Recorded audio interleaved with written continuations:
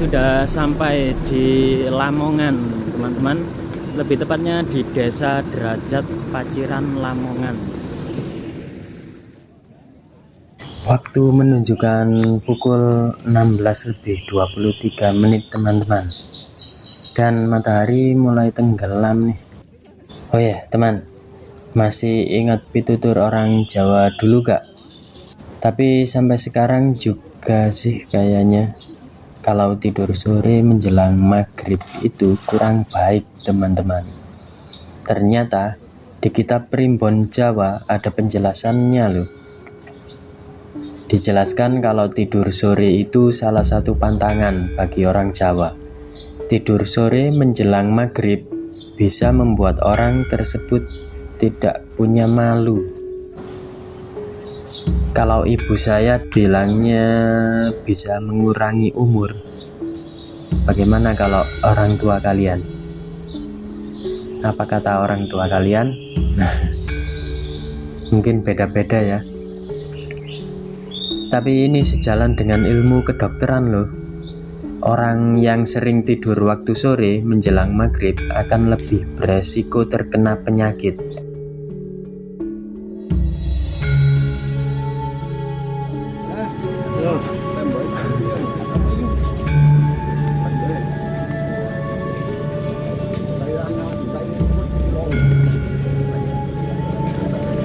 Ini sudah direnovasi pagarnya. Saya kemarin mau itu akhirnya direnovasi, tapi kita meninggalkan apa ya, tradisi ciri khas.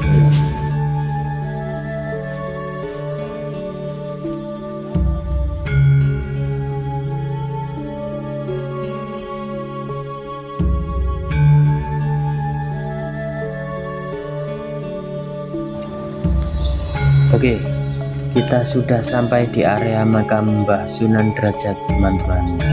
Nama kecil Sunan Derajat adalah Raden Hasyim. Kemudian mendapat gelar Raden Syarifuddin. Sunan Derajat diperkirakan lahir pada tahun 1470 Masehi, teman. Beliau adalah putra dari Sunan Ampel yang terkenal karena kecerdasannya. Dan beliau adalah saudara dari Sunan Bonang dan Sunan Kudus. Setelah menguasai ajaran Islam, beliau menyebarkan agama Islam di daerah Desa Derajat sebagai tanah bebas pajak kerajaan di Kecamatan Paciran.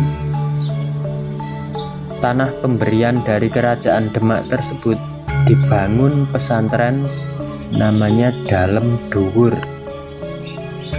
Beliau diberi gelar Sunan Mayang Madun oleh Raden Patah karena telah berhasil menyebarkan agama Islam dan usahanya menanggulangi kemiskinan dengan menciptakan kehidupan yang makmur bagi warganya.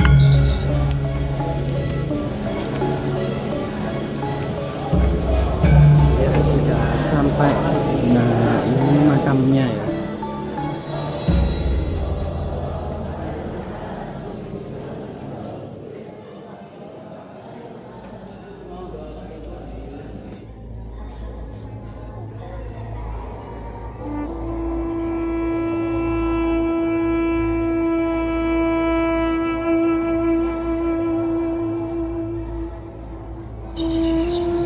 Sunan Derajat sebagai wali penyebar Islam yang terkenal berjiwa sosial, teman. Sangat memperhatikan nasib kaum fakir miskin dan terlebih dulu mengusahakan kesejahteraan sosial. Selanjutnya, memberikan pemahaman tentang ajaran Islam. Nah, jadi itu metode dakwah beliau. Motivasi lebih ditekankan pada semangat kerja keras, kedermawanan untuk mengurangi kemiskinan dan menciptakan kemakmuran. Usahanya itu menjadi lebih mudah karena Sunan Derajat memperoleh kewenangan untuk mengatur wilayah yang mempunyai otonomi. Sunan Derajat berdakwah dengan memanfaatkan media seni, termasuk dengan suluk dan tembang pangkur. Selain itu ada pula ajaran catur piwulang yang isinya ajakan untuk berbuat baik kepada sesama. Isi ajaran Sunan Derajat yang dikenal dengan nama catur piwulang yaitu paring teken marang kang kalunyon lan wuto. Artinya berikan tongkat kepada orang yang berjalan di jalan yang licin dan orang buta. Kedua, paring pangan marang kang kaliren. Artinya berikan makan kepada orang yang kelaparan. Ketiga, paring sandang marang kang kawudan. Artinya berikan pakaian kepada orang yang telanjang.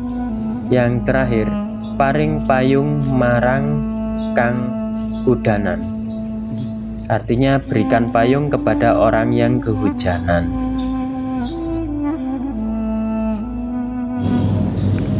Bayang gambang.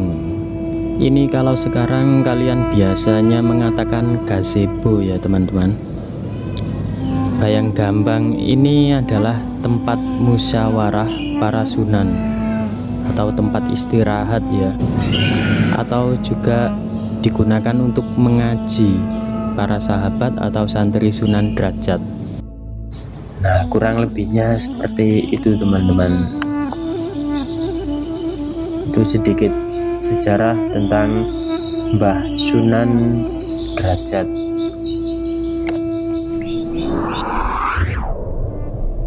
Oke, sekarang kita sudah nyampe di Tuban, lebih tepatnya di Desa Gesik Harjo, Kecamatan Palang, Kabupaten Tuban, teman-teman. Kita akan menuju ke makam Mbah Syekh Ibrahim Asmorokondi. Sejarahnya, Mbah Syekh Ibrahim Asmorokondi atau Syekh Ibrahim As-Samarkandi yang dikenal sebagai ayah dari Raden Ali Rahmatullah atau Sunan Ampel. Makamnya terletak di Desa Gesik Harjo, Kecamatan Palang, Kabupaten Tuban. Syekh Ibrahim Asmorokondi diperkirakan lahir di Samarkand, Asia Tengah pada paruh kedua abad 14. Babat Tanah Jawi menyebut namanya dengan sebutan Makdum Ibrahim Asmoro atau Maulana Ibrahim Asmoro. Sebutan itu mengikuti pengucapan lidah Jawa dalam melafalkan As-Samarkandi yang kemudian berubah menjadi Asmorokondi.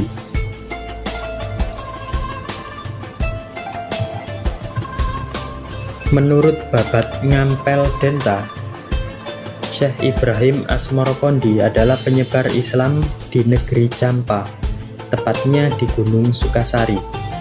Syekh Ibrahim Asmorokondi dikisahkan berhasil mengislamkan Raja Campa dan diambil menantu. Dari istri putri Raja Campa tersebut, Syekh Ibrahim Asmorokondi memiliki putra bernama Raden Rahmat atau Sunan Ampel, teman-teman.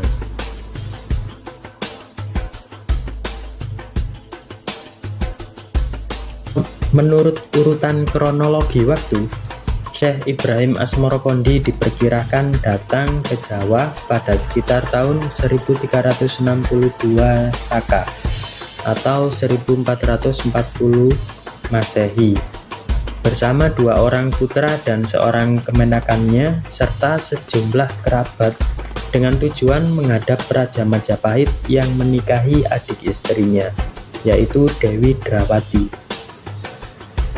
Sebelum ke Jawa, rombongan Syekh Ibrahim Asmorokondi singgah dulu di Palembang untuk memperkenalkan agama Islam kepada Adipati Palembang, yaitu Arya Damar. Setelah itu, rombongan mendarat di sebelah timur Bandar Tuban yang disebut Gesik, sekarang Desa Gesik Harjo, Kecamatan Palang, Kabupaten Tuban, yang kita datangi saat ini.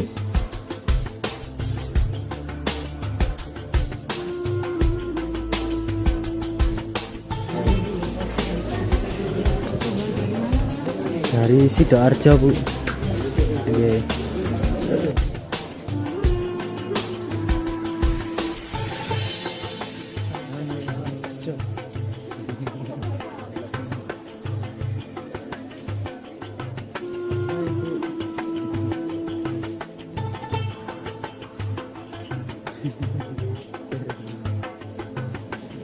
Sampun telas, monggo Bu. Khusus pria lewat sini teman-teman, jadi di jalannya ganggang. Kalau ke sana tadi lewatnya cewek, kalau yang cowok lewat sini. Mengingat Bandar Tuban saat itu adalah bandar pelabuhan utama Majapahit, itu sebabnya Syekh Ibrahim Asmorokondi beserta rombongan tinggal agak jauh di sebelah timur pelabuhan Tuban. Menurut cerita yang berkembang di masyarakat, Syekh Ibrahim Asmorokondi dikisahkan tidak lama berdakwah di Gesik. Sebelum tujuannya ke ibu kota Majapahit terwujud, Syekh Ibrahim Asmorokondi dikabarkan meninggal dunia.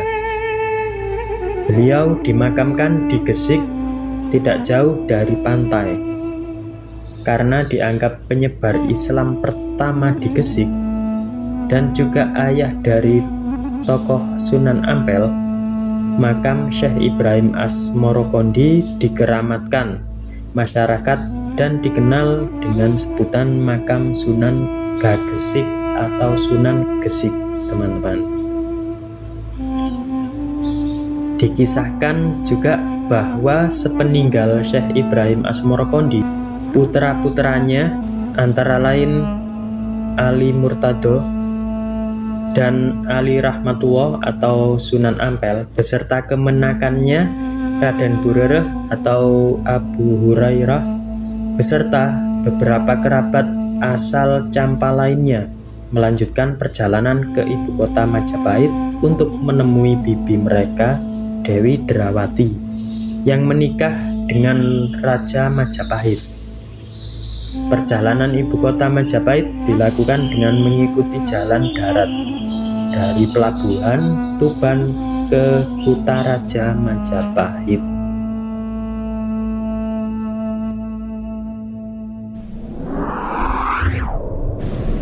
Ya, akhirnya kita sudah sampai di terminal wisata religi Sunan Bonang, teman-teman. Dari terminal ini kita akan naik sepeda roda 3 ya. Maksudnya becak. Untuk berangkat dari terminal ke makam, kita siapkan uang 15.000 untuk naik becak. Dan untuk baliknya, ongkosnya tidak sama dengan waktu berangkat. Ongkosnya 20.000 karena jalannya agak naik.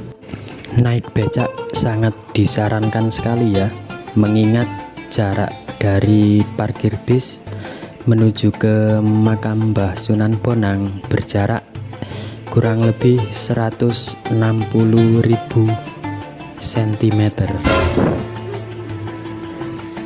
Lumayan jauh ya, jadi kalau jalan kaki ya lumayan capek. Sambil naik becak, sedikit cerita tentang sejarah Sunan Bonang ya teman-teman. Oke, Mbah Raden Makdum Ibrahim atau Sunan Bonang merupakan salah satu ulama anggota Wali Songo sebagai penebar syiar Islam di Jawa pada abad ke-14 Masehi, teman-teman. Sunan Bonang juga dikenal sebagai seniman yang berdakwah dengan menggunakan sejumlah perangkat seni, termasuk gamelan, juga karya sastra. Konon, Raden Makdum Ibrahim adalah penemu salah satu jenis gamelan dengan tonjolan di bagian tengahnya atau yang kerap disebut bonang, teman-teman. Dari situlah julukan Sunan Bonang disematkan kepada Raden Makdum Ibrahim. Mbah Sunan Bonang lahir pada 1465 Masehi di Surabaya dan tumbuh dalam asuhan keluarga ningrat yang agamis.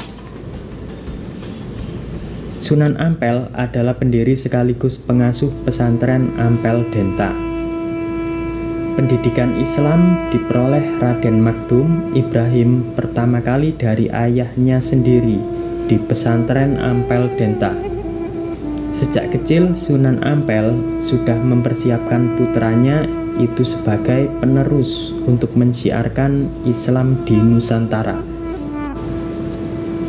Beranjak remaja, Raden Magdum Ibrahim pergi ke negeri Pasai, Aceh untuk berguru kepada Syekh Maulana Ishaq, ayahnya Sunan Giri, teman-teman ya.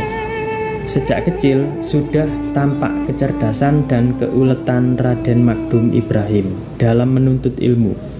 Selain dibimbing oleh Sunan Ampel dan Syekh Maulana Ishaq, Raden Magdum Ibrahim juga berguru kepada banyak ulama lainnya, teman-teman. Hingga akhirnya Raden Magdum Ibrahim diakui keilmuannya yang mumpuni dalam penguasaan fikih, usuluddin, tasawuf, seni, sastra, arsitektur, dan bela diri silat. Suatu hari Sunan Bonang mengalahkan seorang perampok bernama Raden Said. Raden Said pun tunduk dan bertobat, kemudian ikut menyebarkan dakwah Islam dan menjadi anggota Wali Songo yang dikenal dengan nama Sunan Kalijaga, teman-teman. Jadi Sunan Kalijaga itu adalah muridnya Sunan Bonang. Dakwah Sunan Bonang dimulai dari Kediri, Jawa Timur. Beliau mendirikan langgar di tepi Sungai Brantas, tepatnya di desa Singkal. Diceritakan Sunan Bonang sempat mengislamkan Adipati Kediri, yaitu Arya Wiranatapada dan juga putrinya. Usai dari Kediri, Sunan Bonang bertolak ke Demak, Jawa Tengah. Oleh Raden Patah, pendiri sekaligus pemimpin pertama Kesultanan Demak, Sunan Bonang diminta untuk menjadi imam masjid Demak. Ada cerita lain tentang penamaan Sunan Bonang ini, yaitu julukan Sunan Bonang disematkan berdasarkan lokasi tempat tinggalnya ketika Sunan Bonang menjadi imam di Masjid Demak. Sunan Bonang sangat fokus dalam menjalani perannya sebagai ulama dan seniman, sehingga beliau tidak sempat menikah hingga wafatnya pada tahun 1525 Masehi.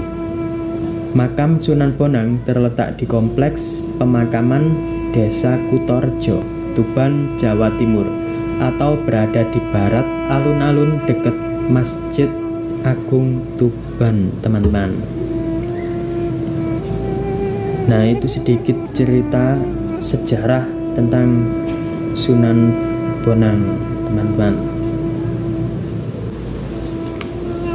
Semoga bermanfaat dan terima kasih.